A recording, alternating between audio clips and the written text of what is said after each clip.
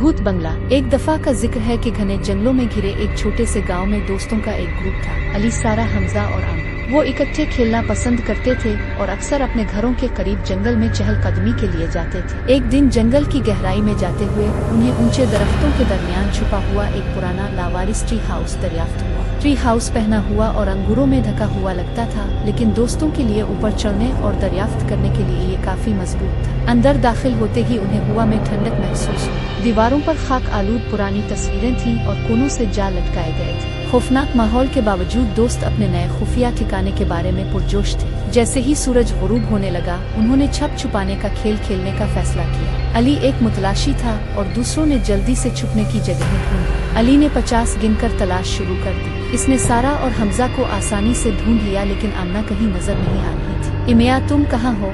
अली ने पुकारा। कोई जवाब नहीं। उन्होंने ट्री हाउस की अच्छी तरह तलाशी ली, लेकिन वो ना मिल सका।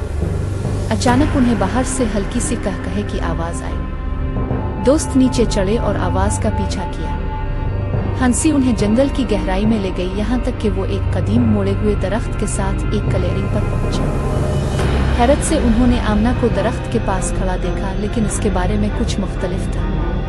अंधेरे में इसकी आंखें हल्की सी चमक रही थीं और इसने शरारती मुस्कुराहट पहनी थी। इमिया, तुम ठीक हो? सारा ने परेशानी से पूछा।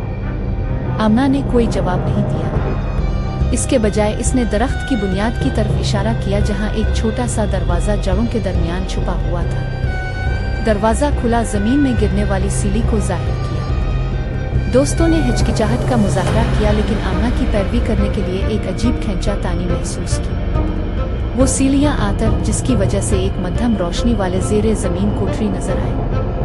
कमरा पुराने खिलौनों, किताबों और फर्नीचर से यूं भरा हुआ था जैसे वो बहुत पहले किसी बच्चे का। कमरे के बीच में एक बड़ा खाक आलूद आईना खड़ा था। जैसे ही वो इसके करीब पहुंचे, आईना चमकने लगा, जो उनके अपने चेहरे नहीं बल्कि उदास आंखों वाली एक नौजवान लड़की का चेहरा जाहिर कर रहा था। मैं लिली हूँ, लड़की ने आईने में कहा। मैं यहाँ कई साल पहले रहता था।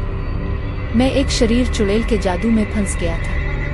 वो मुझे हमेशा के लिए छुपा कर रखना चाहती थी। दोस्तों ने ध्यान से सुना, खौफ और हमदर्दी दोनों को महसूस किया। मुझे जादू तोड़ने के लिए आपकी मदद की जरूरत है, ने बात जारी रखी। आपको ट्री हाउस में छपी 3 जादुई चीजें तलाश करनी होंगी, एक पंख, एक क्रिस्टल और एक चाबी। तभी मैं आजाद हो सकता हूँ। मदद करने के लिए पुरज़्म दोस्त जल्दी से ट्री हाउस वापस चले गए। उन्होंने हर जगह तलाश किया, एक ढेले फर्श बोर्ड के नीचे एक पंख, खाक आलूद पुरानी किताब में एक क्रिस्टल और एक छपी हुई दराज में एक चाबी में। हाथ में अशिया के साथ वो जेर जमीन चैम्बर में वापस आए। ने जादू को तोड़ने के अमल में उनकी रहनुमाई की।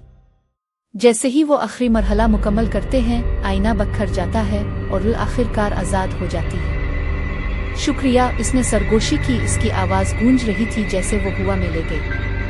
आमना अब अपने मामूल पर आ गई। इसने अपने दोस्तों को मजबूती से गले लगाया। वो ट्री हाउस और उसके खौफनाक राजों को पीछे छोड़कर गाँव उठते हैं। दोस्त उनकी मुहिम जोई और इस सबक को कभी नहीं भूलते हैं कि बहादुरी और दोस्ती मंतर के अंधेरे पर भी काबू पा सकती है। और इस दिन के बाद से ट्री हाउस असरार की जगह बनी हुई है, बल्कि जुर्रत और मेहरबानी की अलामत भी है, जो किसी भी लानत को तोड़ सकती है।